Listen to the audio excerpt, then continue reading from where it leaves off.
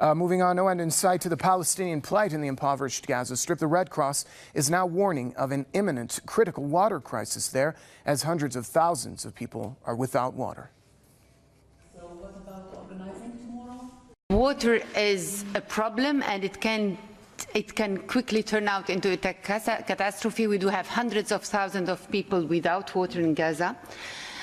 So water repair have been conducted in very difficult conditions. Water engineers have been killed, and this obviously hampered a lot the work. The International Committee of the Red Cross warns of a deteriorating humanitarian condition in Gaza. It says the 1.5 million residents of the region could face an acute water crisis within the coming days.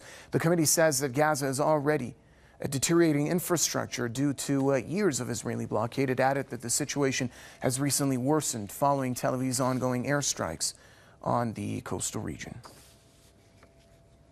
We're now joined by our correspondent Hala Al-Safadi with more on the ground from Gaza. Hala, tell us about this looming water crisis in Gaza. Even prior to this round of Israeli attacks, a large percentage of people in Gaza did not have access to water. The power is out. The sewage is on the verge of collapse. How are people coping in these unbearable conditions?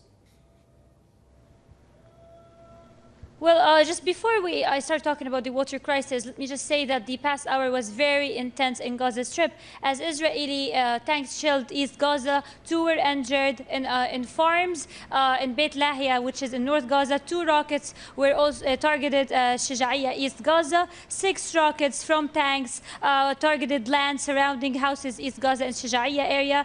And 1 rocket targeted a street in Jabalia, which is also North Gaza. 2 people were killed. And there was also an airstrike that targeted a house in Gaza City. So 1 hour, the past hour has been very intense. We've been hearing a number of airstrikes. I just heard 2 explosions that took place also.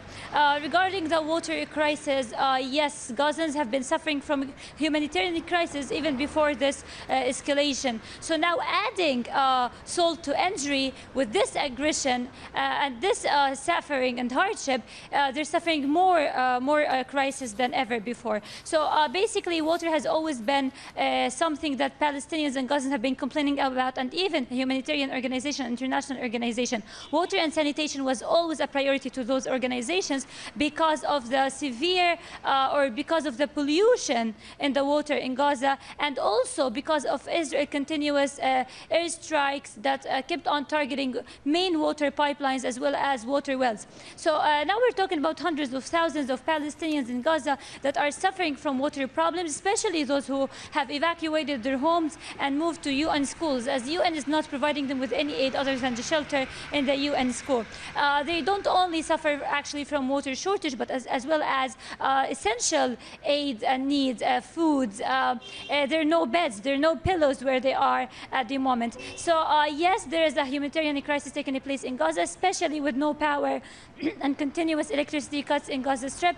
As we know, there has been a fuel shortage since the destruction of the tunnels along the border with Rafah, and the continuous closure of the Rafah border, as well as the very limited amounts of fuel that enters Gaza through the Israeli-controlled Kerem Shalom. So putting all those together, anyone can simply and easily understand that this is not only a political aggression, but this political aggression means to raise the humanitarian crisis in Gaza by targeting the infrastructure and targeting people as well. Thank you very much, Hala Al-Safadi, our correspondent, joining us from Gaza.